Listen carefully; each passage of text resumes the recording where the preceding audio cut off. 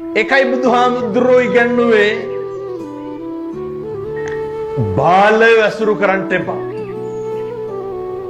කවුද අපේ ජීවිතේට මේ පැතිවල නම් නැතුවත් ඇති. අපේ යාළුවෝ නැද්ද අපිත් එක්ක අනෙක් අය ගැන කියලා කියන. අනෙක් ගැන ගතු කියන උදවිය නැද්ද අපිත් එක්ක. කවදාවත් ඇසුරු කරන්න එපා.